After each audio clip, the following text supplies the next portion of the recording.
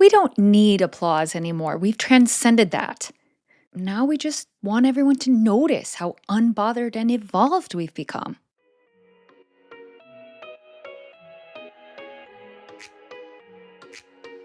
Welcome to Star Potential, the podcast for curious, soul-led humans who know there's more available. We want to explore it with depth, joy, and a little play. Here, we talk about reclaiming your authentic voice, shedding old identities, and expanding into who you're becoming without taking yourself too seriously. I'm your host, Julie Jo Hughes. Let's get curious, let it be fun, and see what ignites.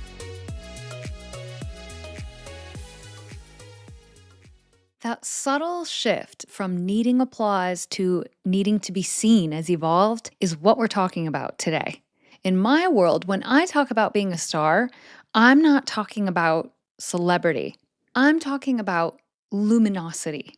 And here's the subtle trap for high achievers. We don't stop performing. We just find new stages. Today, we're going to talk about the little sneaky way that those of us who have identified as a high performer in some way end up turning even our healing into another performance. Now, this could mean you're the hotshot finance guy. It could mean you were the star of all your high school musicals. These are all performers. I can't blame us for performing to get that high grade or to get that high score or to get that high approval rating because we've been rewarded for good output since we were little tiny kids. High achievers don't perform by accident. We were trained to. When we did a good job, we got a gold star. And as we become grown-ups, we don't just suddenly unlearn that. Our employers reward us for our good output. We get a bonus when we do really well. So then we want to work even harder. We start getting really attached to that idea of I'm the best. I'm the high performer. I always put out good work. And I get a little hit from it when I get praised for that, rewarded for that in some way. Yeah, it feels good. I get it. The trouble is when we are so hooked to that validation that we don't feel that sense of wholeness or peace until we're getting that validation.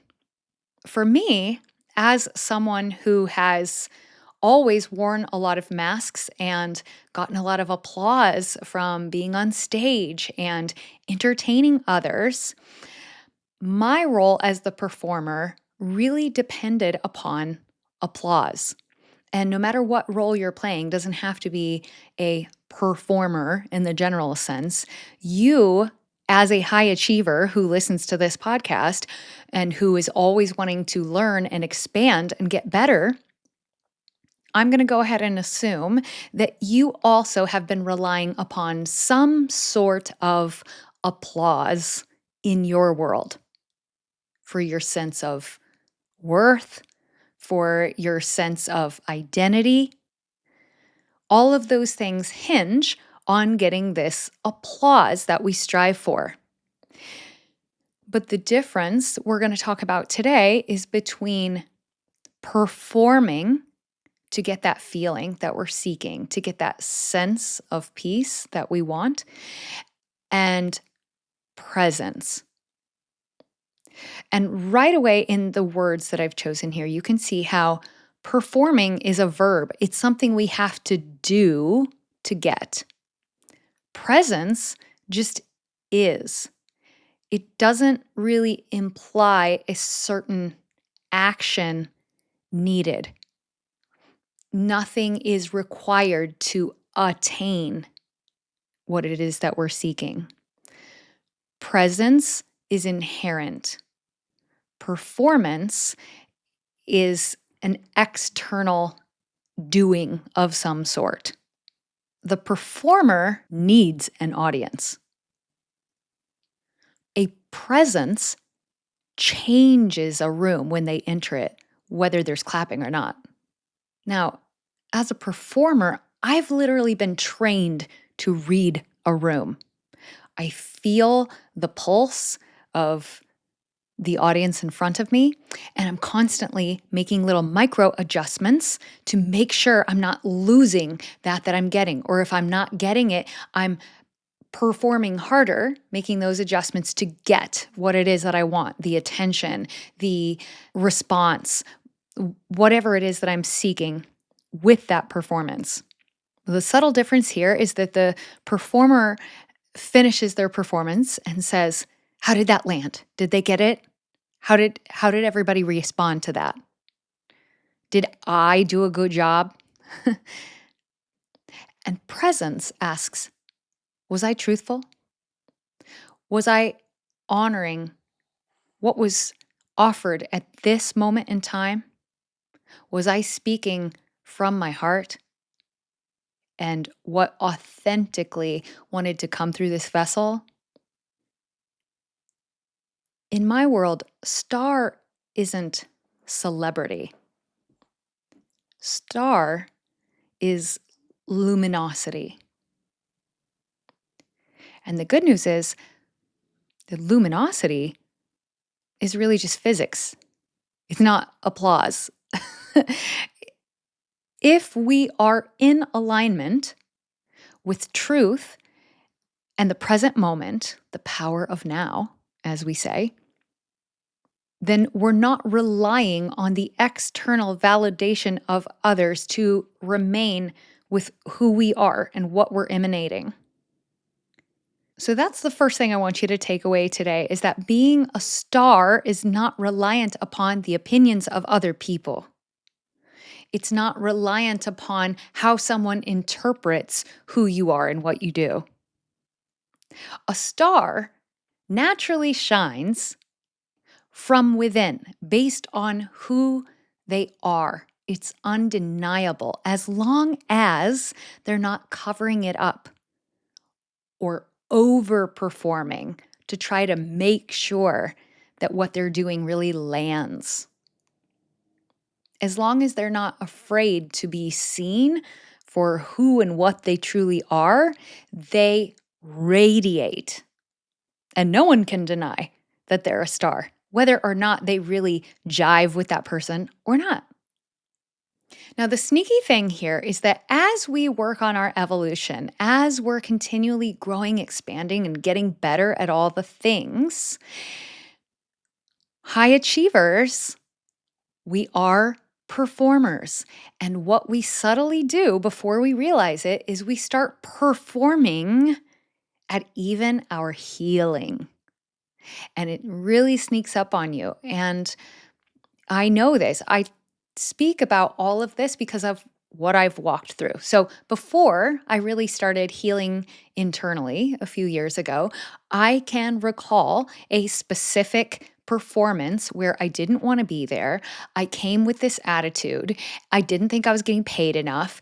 And I walked on the stage and no one was paying attention to me. And so I sang even harder.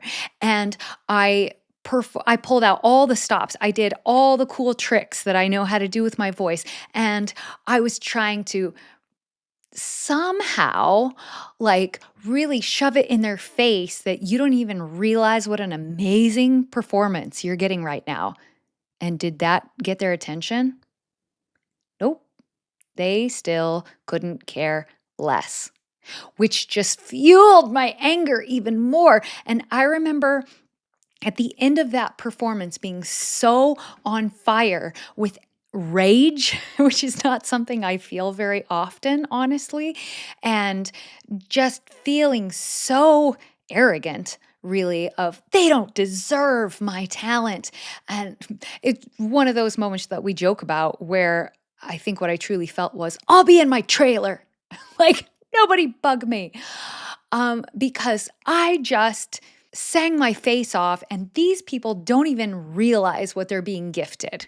That's really how I saw it. That how dare they not appreciate my work and what I was giving to them for the low, low price of whatever they paid or didn't pay to be there. But as I began my deep inward journey, that costume that I wear of performer, and I love the performer in me. She brings me so many wonderful opportunities, and she has allowed me to feel creative freedom in my expression on so many levels that the regular Julie doesn't necessarily feel on a daily basis. Stage persona Julie feels complete freedom to express whatever it is that's coming through her in the moment. And I absolutely love that costume that I wear. But when I first started this podcast, if you go back and listen to episode 1, there was something that really stuck out in that episode. And I shared with you that I'm discovering that this part of me that I always thought was just my stage persona, that's the real me. And I say it with such conviction. I'm really convinced of that. And now, after another year or so of inner growth, I will say, she's a part of me. That is one of my personas, and I love that persona of Julie Joe. But she's not more me than these other parts of me. And that's the growth that I've experienced in the past year, is realizing that these other parts of me that are afraid of not being the best at something, these parts of me who sometimes don't want to show up because they're tired and feel like I have to be on if I go somewhere, those parts are just as truly me. They're just not the parts that I want to allow to drive the bus, but they're still a part of me. And when you truly start integrating all of these fragments of yourself, they all have something to offer you, to teach you, something to learn from as you integrate them. And that's why they want to be heard, because they're a part of you that reminds you of something, reminds you that you don't want to be, they're keeping you safe. All these parts of you are allowing you to feel different parts of your expression, and there is value in each of those parts.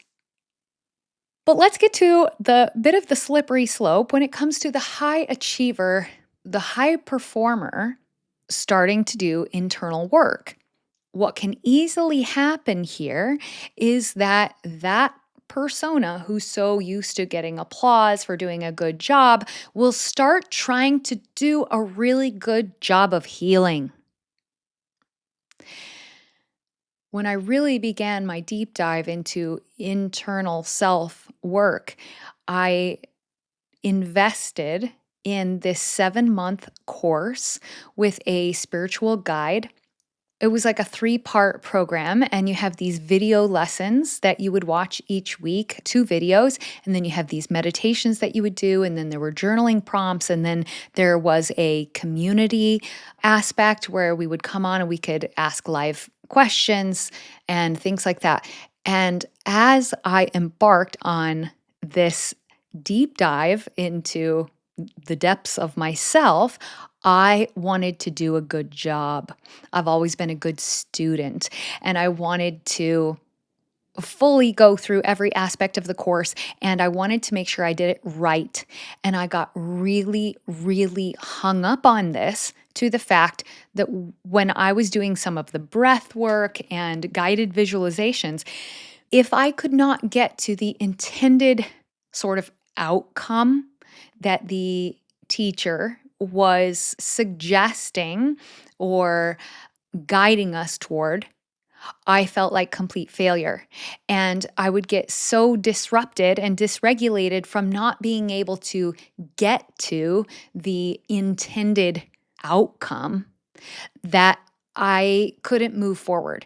And instead of being with whatever came up, it just sent me into complete downward spiral of, see, I can't even do this right. No wonder why I can't be a star actress and singer and do all these things, because I can't even breathe correctly. I always thought I'd been breathing correctly all of these years, and apparently not. Apparently, I can't even breathe correctly because I'm supposed to be having this out of body experience right now, and I am not having an out of body experience. Are you following where I went off the track? So, even in my healing, I was still performing, wanting to get it, every little piece of information, wanting to do a good job. So, here are some other ways this might show up for you. You want to start taking better care of your body. This looks like putting yourself on a really strict diet and then beating yourself up when you're not able to stick with that. It looks like, okay, I had a conversation with a mom in our neighborhood, and I think a lot of this person, and she said to me that she had some downtime and she was trying to think how to fill it. And she said, I probably should do some self care. So I guess I should make myself take a bath or something. And I asked her, is that what feels good to you? And she answered something like, I don't know. It's just like I feel like we should take care of ourselves, right? And so I'm going to do that.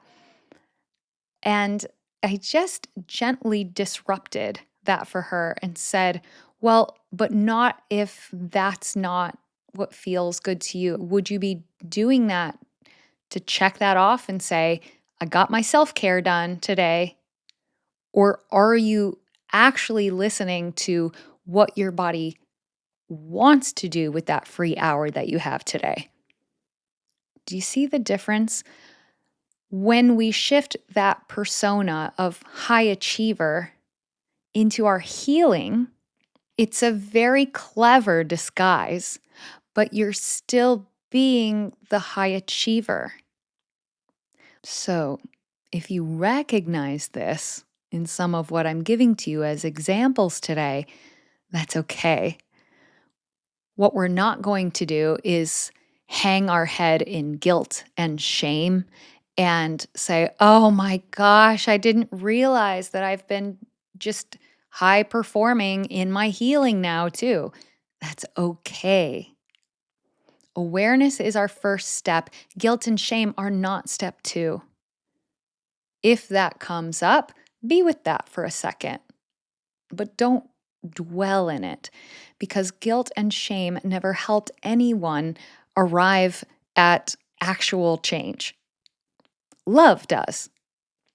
And so, with that awareness, here is how we shift from needing that applause to being in alignment and having and being presence itself. So, this is what performance in healing actually might look like as you're working to expand and grow and improve yourself, as we all are. The question that you're asking yourself is, am I doing this right? Okay. If that's the question that you're asking, you're being the performer, not presence. And presence in healing, the question that we ask ourselves when we're truly being present with what is something like, am I being with what's true for me? Am I really being with it? The true mark of being a star in my world is being willing to be with yourself, not needing the applause. I live for the applause, applause, applause. I live for the applause, applause. I related to that song so much when it came out. Give me the thing that I want, turn the lights on, put your hands up, make them touch, touch. That's right. Clap for me, baby. I know, it's a good feeling. Don't get me wrong, but you know it's an even better feeling? Knowing that you can be right with who you are, whatever that is revealing to you in this moment. That's what feels like true power. It's so worth it when you make the shift from needing to control how people are responding to your performance, again, in whatever role that might be, to I can stay right here with myself in my energy, no matter how it's being received. And I still know how to read a room. And I still can make little adjustments in my performance, but my sense of self worth and identity are not going to collapse if the audience is not following where I'm driving them. I'm okay either way. And that's the difference. That's how you know you're coming from presence instead of performance. Performance asks, did they approve? Presence asks, was I truthful? So, here are some questions that I have for you to be able to check in with yourself this week as you start to take on this notion of, am I performing or am I being present? Notice when you're trying to do it right. This has been a huge one for me. Notice when you're comparing your growth or learning or evolution to someone else.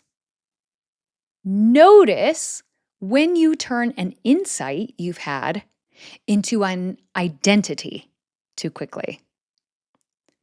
So sometimes you'll see these people on Instagram and they identify as the healer, or they identify as the crystals person or something. And you can tell when that's coming from a performance. You can tell when that's being performed more than lived. There are people who really are everything crystals and they really believe in crystals and they live, breathe, and embody that. And that's fine. You can feel it when it's resonant and true for them. But when it's coming from, I've learned that if I'm really serious about crystals, I put my head in a turban and I talk with my hands like this and I wear very drapey clothing. That's a performance. And we can feel the difference. And the more you learn to really call yourself on your own bullshit, you can spot someone else's bullshit from a mile away, too. And if something comes up in you that you begin to judge, or if you feel a bit of a trigger there, that is a beautiful invitation for you to look inward and say, where do I hold that within myself? Because if it triggers you, it's in you. There's a little part of you that you've deemed unacceptable that's still there. It's still buried. It's still asking to be shined a light upon. It says, but I do that sometimes. And you go, shh, no, we don't. Quiet. That's still performer energy. And it's okay. We're not judging it. What we're doing is gaining awareness on this. So when you notice one of these things, this is how we shift from performance to presence. You stop or pause, take a deep breath, and you come back to what is here now. It really is that simple. It's not easy always, but we make this a lot more complex than it actually needs to be. You can very quickly catch yourself in performance, pause, breathe, reset, and now I'm back to connected. It happens to me in the middle of delivering episodes all the time. Sometimes I get kind of up on a pedestal about something and I really get going and I feel, ooh, I've slipped into performer mode just a little bit. And I pause. I will edit that out later. I take a deep breath. Let me come back to what is here with me now, what wants to be shared from truth rather than proving or performance. So we shift back and forth all the time. It's not like you used to be a performer and now you're 100% presence. It's a daily process of unfolding, and life will we offer ourselves many opportunities to be confronted with this and go, oops, I slipped into a little bit of performing there. That's okay. That was my default for so long, right? And we're learning how to notice it more quickly And without judgment, just shift back to presence. That's it. You don't have to make a big story about it. Oh, I am so not evolved. I can't believe I thought that I was making all this progress. This is basically a real excerpt from Julie Joe's life. Just ask my husband. Many times I've said, I thought I was making so much progress, and I just feel like I'm taking one step forward. I take two steps back. We come together. Opposites.